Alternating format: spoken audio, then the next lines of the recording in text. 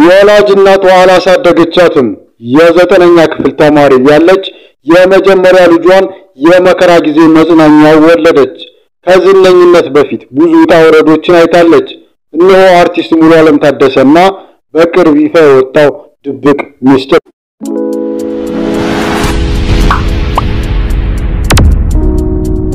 የተወደዳችሁ የዩቲዩባችን ቤተሰቦች የሙሉዓለም ታደሰን ድብቅ ሚስጥር ይፋ የሆነውን እናቀርብላችኋለን። ለዩቲዩብ ቻናላችን አዲስ የሆናችሁ ሰብስክራይብ በማድረግ አብራችሁን ቆዩ። ወደ መረጃ አልፋለሁ። ለኢትዮጵያ የፊልም ኢንዱስትሪ ትልቅ ስራ ያበረከተችው በብዙ ተከታታይ ድራማ ዝነኝነትን ያተረፈችው ከሰራዊት ፍቅሬ ጋር የምትሰራው ማስታወቂያ በሁሉም ልብ ውስጥ የቀረው ተዋናይት ሙሉዓለም ታደሰ በእውነትም ክብር ይገባታል። ስትገባም ይኸው ቲያትር ቤት ነበር በር የከፈተላት።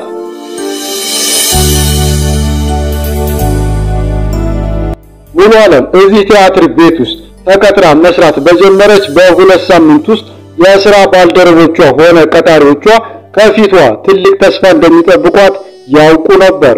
አንበሳ በቃ አበባ የሚያማምር ነገር አንድ ሁለት ሶስት በ2002 ዓመተ ምህረት በኢትዮጵያ ፋይን አርት ኤንድ ማስ ሚዲያ የተዘጋጀው የምን ጊዜ ምርጥ ተዋናይ ሽልማትን ማሸነፏ የማይዘነጋ ነው።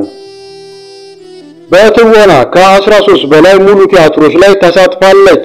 እንዲሁም በ3 አጫጭር ተውኔቶች ላይ ችሎታዋን አሳይታለች።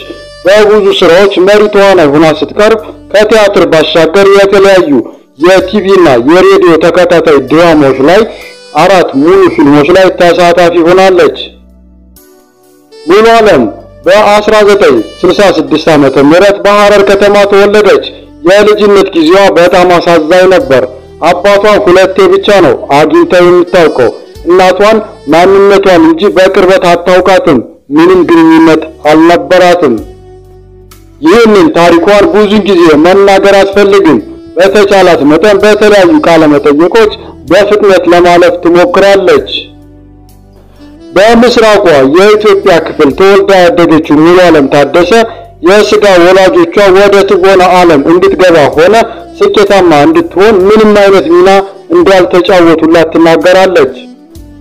ተወልጄ ከመሬት አንስታ ያሳደገችኝ ወላጅ እናቴ ሳትሆን አክስቴ ናት። አንድ የማውቃት ቤተሰቤ እሷ ናት። አክስቴ ከባለቤቷ ጋር ሆና እንደ እናትና አባት ሆኖ አሳድገኛል ትላለች ሙሉዓለም ታደሰ። ለዚህ ነው የአባቷን ስም ወደ አጎቷ ስም ያስቀየረችው። ታደሰ ሙሉዓለም ታደሰ ተብላ የምትጠራበት ታደሰ የሚለው ስያሜ የወላጅ አባቷ ሳይሆን የአጎቷ ነው።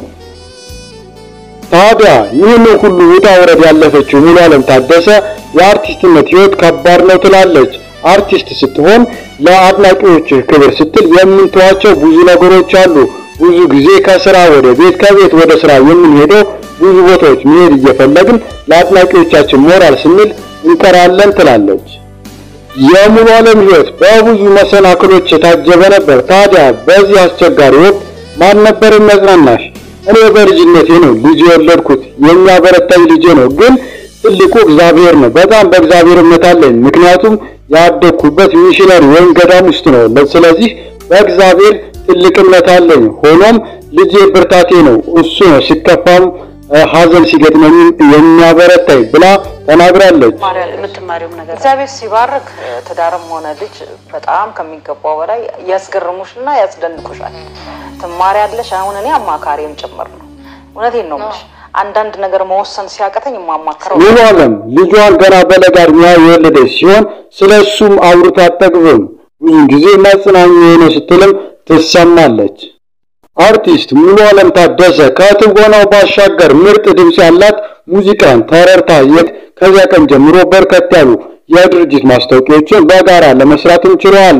በስራዎቻቸውም ከሁለት አስርት ዓመታት ለመቆየት ችለዋል። በህዝብ እውቅና ያሰጣቸው ይህ የማስታወቂያ ስራ ሲሆን የራሳቸውን የማስታወቂያ ድርጅት ከፍተው ሰርተዋል። በዚህም በርከት ያሉ ዝናዎችን በርከት ያሉ ሀብቶችን መሰብሰብ እንደቻሉ ይናገራል።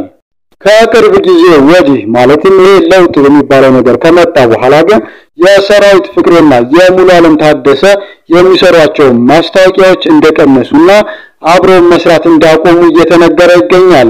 ለዚህ ደግሞ ዋነኛ ምክንያት የሆነው ሙሉ ዓለም ታደሰና ሰራዊት ፍቅሬ በዋናነት የሥራ ምንጫቸው የሆኑት የህወሓት ካድሬዎች ናቸው ተብሎ ይታማል። የህወሓት ባለስልጣኖች ከፌደራል መንግስት ስልጣናቸው ሲወገዱ የነ ሙሉ ዓለም ታደሰ በነፃና ያለ ጨረታ ያገኙት የነበረው የማስታወቂያ የመስራት እድል እንደተዘጋና በርካታ ረብጣ ገንዘቦችን ከህወሓት ካድሬዎች ይሰጣቸው የነበረው ቢሆንም አሁን ላይ ግን ይህ ገንዘብ መቅረቱ ለስራቸው መቀዛቀዝ ዋነኛ ምክንያት ተደርጎም ተቀምጧል። ሙሉ ዓለም ታደሰ ከህወሓት ባለስልጣኖች ጋር ግንኙነት አለሽ በሚል ከፍተኛ ጫና ተፈጥሮባት እንደነበረ ሁላችንም የምናስታውሰው ቢሆንም ይህ የማስታወቂያ ስራ ቢቀዘቅዝም አሁን ላይ በማስታወቂያ ስራ እንደ ድሮ ደምቃ ባትታይም እየሰራችው ባለው ተከታታይ የቴሌቪዥን ድራማ ላይ ግን ደምቃ እየታየችና ኮከብ ሆና እየመራች እንደሚገኝ ይነገራል።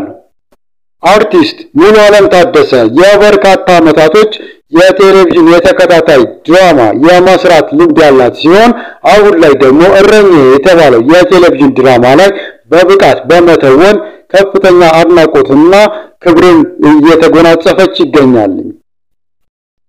የተወደዳችሁ የዩቲዩባችን ቤተሰቦች ዛሬ ስለ ሙሉ ዓለም ታደሰ ያዘጋጀንላችሁ ፕሮግራም ይህንን ይመስል ነበር። ስለ ሙሉ ዓለም መረጃ እንዳገኛችሁ ተስፋ እናደርጋለን። ለዩቲዩባችን አዲስ የሆናችሁ ሰብስክራይብ በማድረግ የደወል ምልክቷን በመጫን ቤተሰብ ይሁኑ። በየጊዜው የተለያዩ አዳዲስ መረጃዎችን የመዝናኛ ዝግጅቶችን የምናቀርብላችሁ ይሆናል። እስካሁን አብራችሁን ስለቆያችሁ እናመሰግናለን።